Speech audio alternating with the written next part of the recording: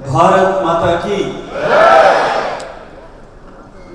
मैं इतनी देर से सुन रहा हूँ, जब आया तब से सोच रहा हूँ मैं यंग इंडियंस के प्रोग्राम में आया, और यंग इंडियंस के प्रोग्राम में अगर भारत माता की जय उसकी आवाज आए और इस थोड़ी दीवारें नहीं कांपे तो मुझे समझ में नहीं आता कि ऐसे सक्सेसफुल लोग यहाँ इकट्ठे होकर के क्या कर रहे हैं। देखिए, भारत माता की जय जब हम बोलते हैं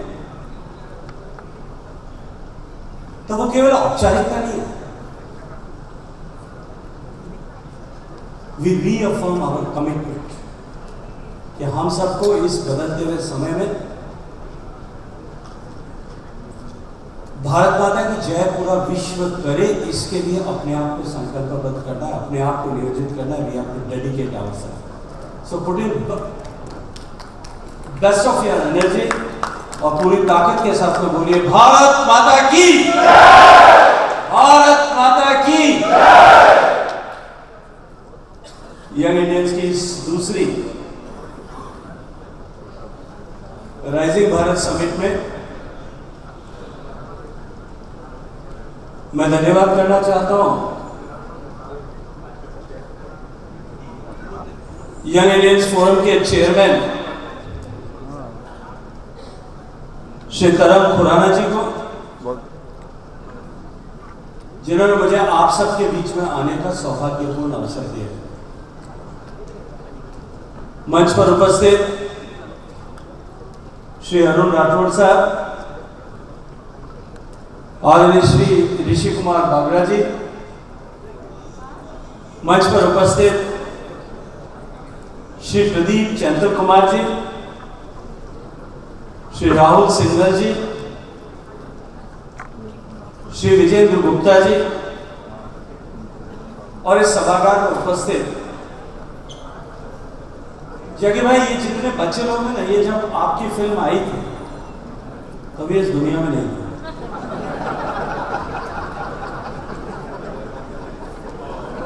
लेकिन जब आपकी हीरो मूवी आई थी तो मैं 10th क्लास में पढ़ता था।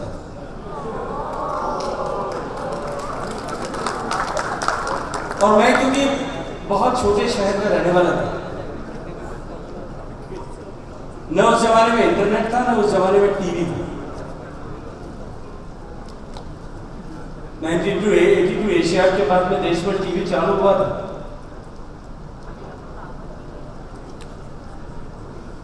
और वो भी सिर्फ मेट्रो सिटीज में था।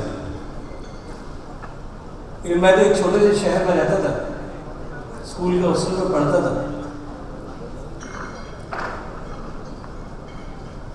वो बिना का संगीत माला में आपके हीरो का डिंग डाउन गाना सुनकर जो स्पंदन पैदा होता था ना, जो इमेजिन करते थे कि हीरो कैसा होगा, वो जैकी श्रॉफ साहब आज हम सब के बीच में उपस्थित हैं।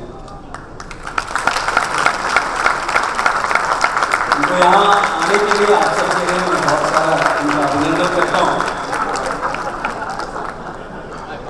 तो 70 शहरों में फैला हुआ 7,500 से ज्यादा यूथ लीडर्स वाला ये ऑर्गेनाइजेशन, जैसा अभी भाई तरंग ने कहा, ये प्लेटफॉर्म देश के युवाओं के सपनों को नई उड़ान देने का एक प्लेटफॉर्म।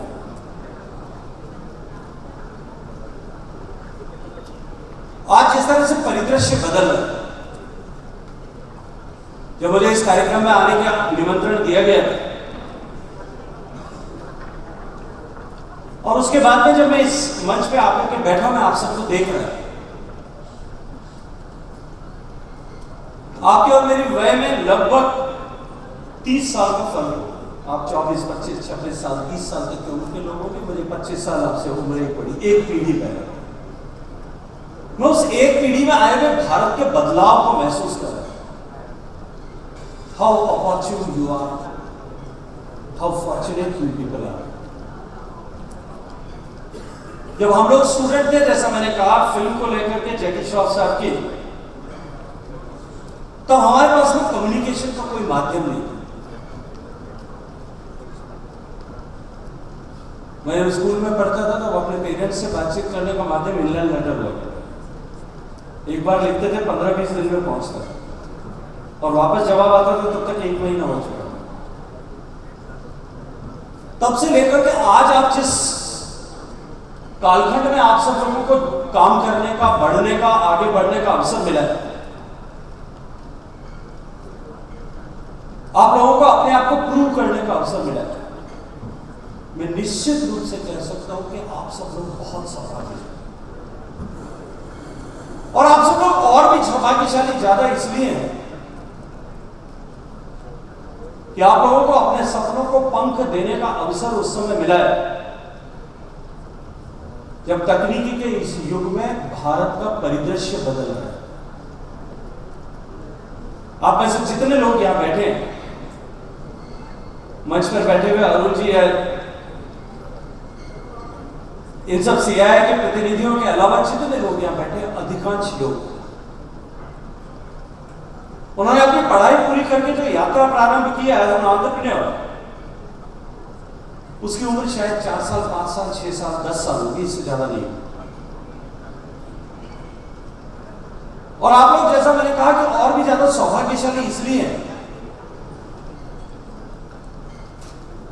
कि आपने उस समय में काम करना प्रारंभ किया जब भारत के सौभाग्य का सूर्योदय हो रहा था। एक लंबी अंधियारे के बाद भी एक साथ पूरे भारत को आगे बढ़ाने की कल्पना के साथ में जब माननीय प्रधानमंत्री नरेंद्र मोदी जी के नेतृत्व में देश की सरकार ने काम करना प्रारंभ किया, मैं नहीं जानता आप में से कितने लोग ग्रामीण पृष्ठभूमि से आते हैं। क्या आपने कभी कल्पना की है कि 2014 में जब लगभग आप सब लोगों ने यात्रा प्रारंभ की होगी और जब देश की आजादी को लगभग 70 साल बीतने को आए थे, उसके बाद भी देश में 62% आबादी ऐसी थी जिसके पास में सामान्य शौचालय की सुविधा नहीं थी। देश की 84% आबादी ऐसी थी जिसके पास में पीने का पानी नल से उसके घर में नहीं है। देश के 4 करोड़ लोग ऐसे थे जिनके घर में बिजली नहीं है, 4 करोड़ घर। देश के करोड़ों ऐसे लोग थे जिनके पास में घर भी नहीं। देश में 10 करोड़ से ज्यादा ऐसी माताएं बहनें थी जिनके घर में कुकिंग गैस नहीं थी। आपकी यात्रा, आपके जीवन की यात्रा और इस देश की नई यात्रा दोनों एक साथ शुरू हुई। इसलिए आप सौभाग्यशाली होने के साथ साथ में आप सब लोगों की जिम्मेदारी भी उतनी ही बड़ी है। मुझे यहाँ आकर के इस बात को देख करके प्रसन्नता होती है कि this forum is holistically working to provide a platform to the entrepreneurs right from Kashmir to the Kanyakumari. आप लोगों का जो सेंस ऑफ रिस्पॉन्सिबिलिटी, इसके लिए मैं यंग इंडियंस फोरम का बहुत सारा धन्यवाद करते हुए आप सबके का बहुत सारा अभिनंदन करना चाहता हूं। मित्रों, भारत आज पिछले 11 साल में एक यात्रा पूरी करके उस मुकाम पर आकर के खड़ा हो गया जब ऐसे समय में जब पूरी दुनिया ग्लोबल रिसेशन के दौर से गुजर। हमारे घर के हालात क्या है, मुझे लगता है मुझे इस बारे में चर्चा करने की आवश्यकता नहीं, आप सबको जानकारी। पूरा यूरोप, आज से 10 साल पहले बात करते थे जर्मनी को छोड़ करके यूरोप, अब तो जर्मनी से ही पूरा यूरोप इधर वो स्टेबिलिटी पर है या तो एक जगह ठहराव पर है या जो है वो आपको रिसेशन के दौर में। बहुत सारे देश यूरोप के जो है वो बेलआउट के कगार पर खड़े। जापान जिसकी रोबस्ट इकोनॉमी थी टेक्नोलॉजी की ताकत के आधार पर, लेकिन समय के साथ बदलाव नहीं करने के चलते हुए उनकी इकोनॉमी भी आज जो है वो निगेटिव ग्रोथ रजिस्टर कर रही है। चाइना जिसने 30 साल तक लगातार डबल डिजिट में ग्रोथ किया,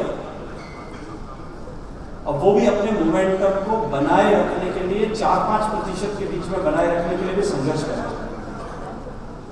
और उस समय में जैसा अभी दाओस में चर्चा हो रही थी कि Bharat is the only shining star in the global economy which is pulling up and which has the capacity to pull up the entire global economy. उस समय में आप सबको काम करने का सौभाग्यपूर्ण अवसर है। आपकी यात्रा और भारत की ये नई यात्रा दोनों एक साथ प्रारंभ हुई। इसलिए मैंने कहा कि आप सब लोग अत्यंत सौभाग्यशाली। एक तरफ जहां भारत में माननीय प्रधानमंत्री जी के नेतृत्व में इंफ्रास्ट्रक्चर डेवलपमेंट, देश में 1.5 लाख किलोमीटर सड़कें बनी, देश में नए रेलवेज बने, देश में नए हाईवेज बने, देश में नए एयरपोर्ट्स बने, देश में नए वाटरवेज बने। वहीं दूसरी तरफ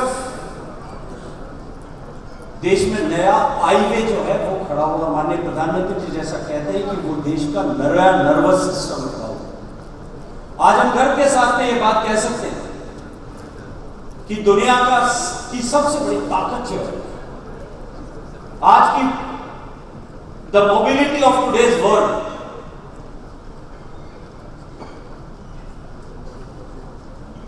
जो आज का कम्युनिकेशन सिस्टम जिस पर काम करता है, वो सबसे सस्ता इंटरनेट और डेटा अगर कहीं है वो हमारे भारत में। हम गर्व के साथ में कह सकते हैं कि हमने अपना 5G नेटवर्क को डेवलप किया और आने वाले समय में 6G नेटवर्क दुनिया के दूसरे देश करेंगे, उसके साथ में हम भी कर पाएंगे। आज हम उस मुकाम पर आकर के खड़े हो गए। ऐसी सौभाग्यपूर्ण समय में हम सबको काम करने का अवसर है। आज मैं टूरिज्म के दृष्टिकोण से देखूं तो जो मुझे विषय जिसके बारे में मुझे मूल रूप से चर्चा करने के लिए कहा गया है, revitalising Bharat through tourism and heritage, a new wave of entrepreneurship. मैं इस विषय पर बात करूं उससे पहले मैं संदर्भ में कि भारत की हेरिटेज को किस तरह से पूरे विश्व ने पहचानना प्रारंभ किया। मैं आपके पास में इस कार्यक्रम में आने से पहले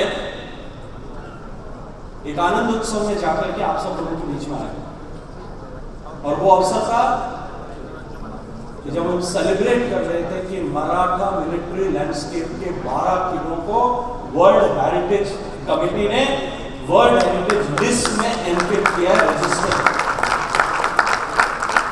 और ये केवल पहली घटना नहीं, पिछले 10 साल में 14 ऐसी भारत की पुरातात्विक संपदा, हेरिटेज प्रॉपर्टीज, एसेट्स, उनको ग्लोबल लेवल पर उस रजिस्टर में मान्यता मिली। ये इस बात का परिचय है जो माननीय प्रधानमंत्री जी हमेशा कहते हैं कि हम अपनी विरासत का संरक्षण भी करें और साथ साथ में विकसित होने की दिशा में आगे बढ़ें। मित्रों, पर्यटन और संस्कृति न केवल मेरे लिए एक जिम्मेदारी है, मेरा it's my job, it's my assignment, ये मेरे दिल के सबसे करीब विषय है। हॉस्पिटैलिटी के सेक्टर में काम करने का वर्षों का अवसर मुझे सौभाग्य मिला है। भारत के हर गली में, हर पत्थर में, हर गांव में, हर क्षेत्र में कहीं न कहीं एक कहानी मौजूद है। अभी जब ऋषि जी अपनी बात कह रहे थे तब ये चर्चा कर रहे थे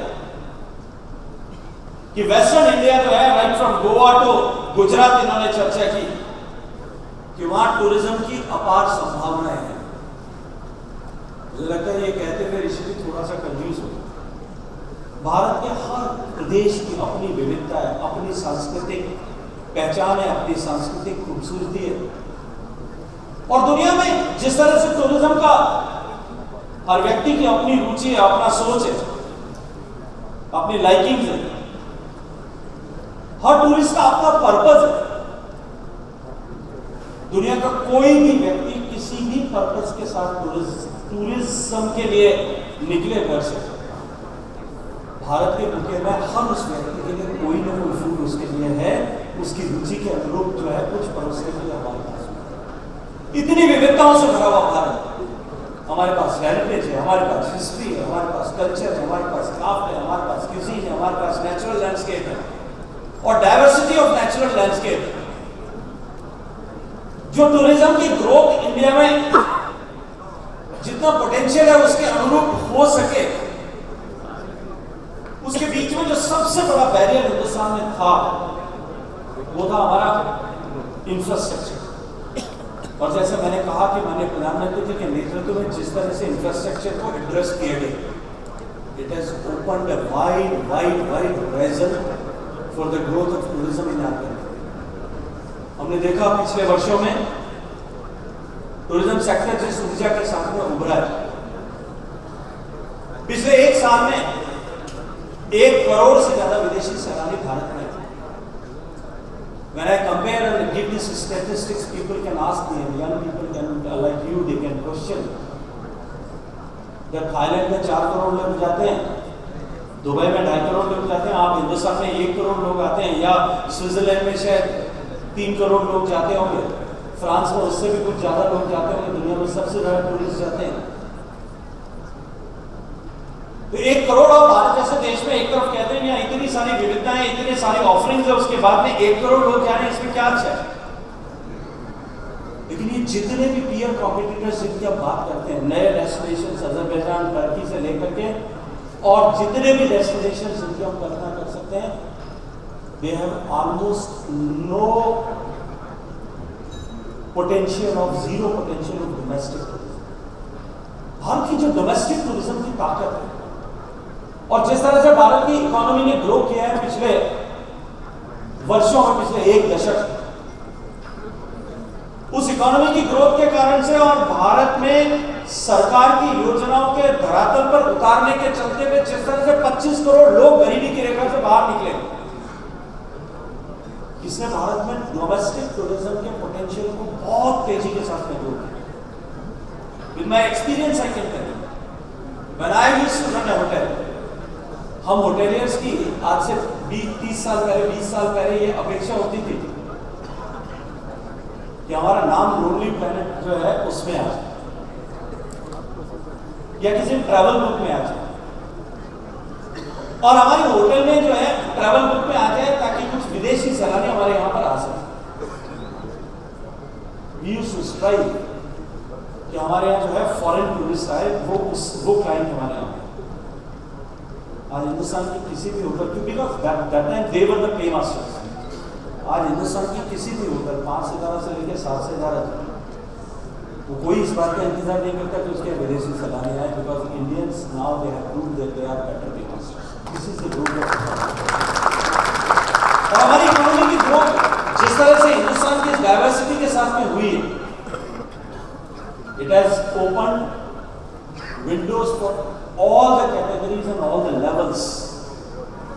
जो गरीबी की रेखा से बाहर निकल करके पहली बार घर से निकले, जिनके पास में first time they have the dispensable income in their pocket,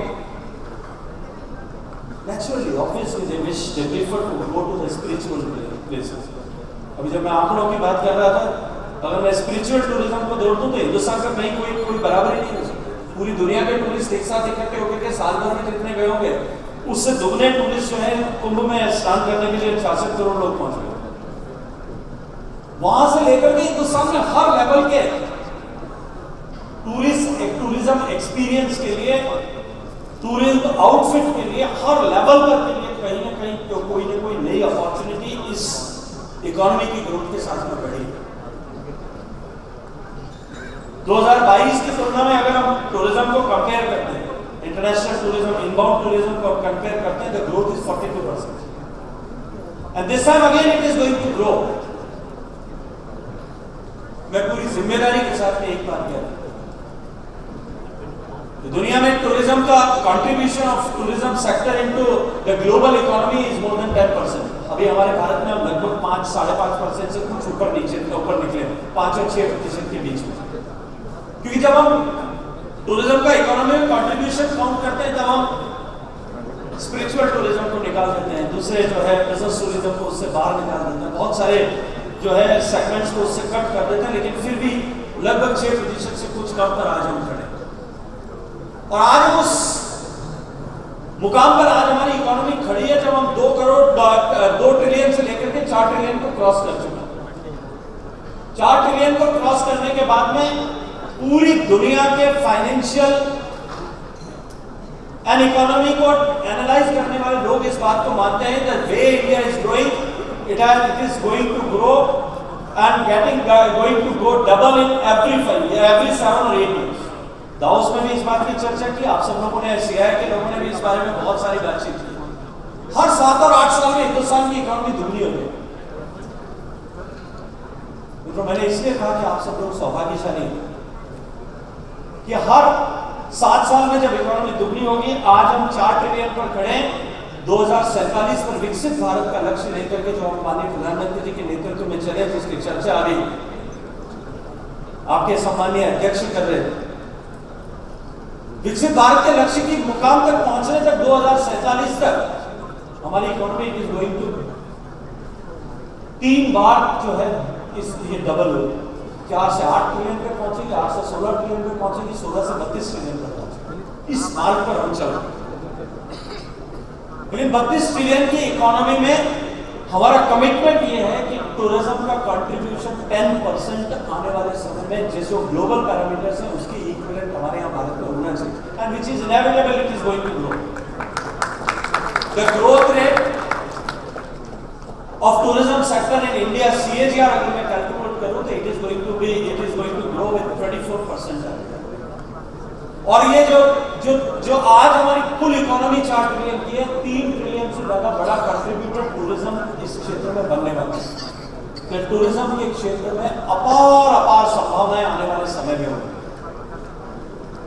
सरकार जिस तरह से काम कर रही है उसके साथ साथ मैं देखता हूँ देश भर में यंग एंटरप्रेन्योर्स टूरिज्म के सेक्टर में जिस तरह से काम कर रहे हैं, because tourism it is now no more a monumental tourism. The perspective to look towards life has changed after COVID. So as tourism has also changed. Now your generation, the Gen Z, the coming generation also, they are looking for experiences. And young entrepreneurs can create different experience and multiple experience on new destinations. वो experience cuisine से related भी हो सकते हैं, वो experience technology पे आधारित भी हो सकते हैं, वो एक्सपीरियंस होम स्टे जंगल में होम स्टे बना करके भी किया जा सकता है। अनेक तरह की संभावनाएं इस दृष्टिकोण से आने वाले समय में टूरिज्म के सेक्टर में खुलने वाली है। मैं इंडियंस प्लेटफॉर्म पर और CI के लोगों से कहूंगा इन संभावनाओं को तलाशते हुए टियर 2 टियर 3 सिटीज में किस तरह से हम नए एंटरप्रेन्योर्स को ग्रो कर सकते हैं, इसके ऊपर हम सबको एक साथ मिलकर के काम करने की आवश्यकता है। तो जैसा मैंने कहा, भारत में आने वाले समय में टूरिज्म का पोटेंशियल बढ़ेगा, भारत की इकोनॉमी बढ़ेगी, दिस इज नॉट इनेविटेबल। लेकिन उसके साथ साथ आप सब लोग और भी सौभाग्यशाली इसलिए हैं कि आपकी पीढ़ी एकमात्र ऐसी पीढ़ी होगी जो इस बात को गर्व कर सकेगी कि इस भारत को इस मुकाम तक पहुंचाने, इस विकसित भारत को विकसित बनाने की इस यात्रा में हम भी कंट्रीब्यूटर हैं, हमने बनाए। क्योंकि इसके बाद की पीढ़ियां जो आएंगी वो विकसित भारत में रहने का सौभाग्य तो प्राप्त करेंगी, लेकिन वो गर्व के साथ में ये नहीं कह सकेंगे कि इस भारत को विकसित हमने किया। ये सौभाग्य केवल आपकी पीढ़ी के पास है। इसलिए भारत की इस विकास यात्रा और आपकी प्रगति की यात्रा दोनों साथ साथ प्रारंभ हुई। इसको और अधिक गति प्रदान करने के लिए आप सब लोग अपने आप को नियोजित करें। इस अपेक्षा भाव के साथ में सरकार ने इसमें बहुत सारी चीजें, सरकार पॉलिसी के लेवल पर, सरकार फंडिंग के लेवल पर और सरकार अपॉर्चुनिटीज को ग्रो करने के लिए, इन तीनों के साथ के लिए पूरे कमिटमेंट के साथ में आपके साथ में खड़ी है। लेकिन एंटरप्रेन्योरशिप के साथ साथ में टूरिज्म के सेक्टर में हमें रिस्पॉन्सिबिलिटी के साथ में सस्टेनेबिलिटी पर भी काम करना है। तो मैं युवाओं से आग्रह करूंगा कि सस्टेनेबिलिटी को ध्यान में रखते हुए आने वाले समय में नए एक्सपीरियंसेस किस तरह से क्रिएट कर सकें, इसके ऊपर हम सबको मिलकर के काम करने की आवश्यकता है। जो हम जानते हैं किस तरह से यंग एंटरप्रेन्योर्स ने अपने आप को सिद्ध किया, अपने आप को प्रूव किया। जिन लोगों ने टूरिज्म के सेक्टर में नए एंटरप्रेन्योर की तरह काम किया, आप ही के जैसे रितेश अग्रवाल ने ओयो रूम्स खड़ा करके और आज जो है पूरी दुनिया में अपने आप को सिद्ध किया। ऐसे अनेक लोग आप भी उनकी श्रृंखला में जुड़े क्योंकि नए स्टार्टअप्स जिस तरह से भारत में ग्रो कर रहे हैं, नए वर्टिकल्स पर ग्रो कर रहे हैं, उनमें टूरिज्म भी एक बहुत पोटेंशियल मतलब वर्टिकल होगा। आप सब लोगों को बहुत सारी शुभकामनाएं देते हुए आप सबका अभिनंदन करता हूँ, धन्यवाद करता हूँ। भारत माता की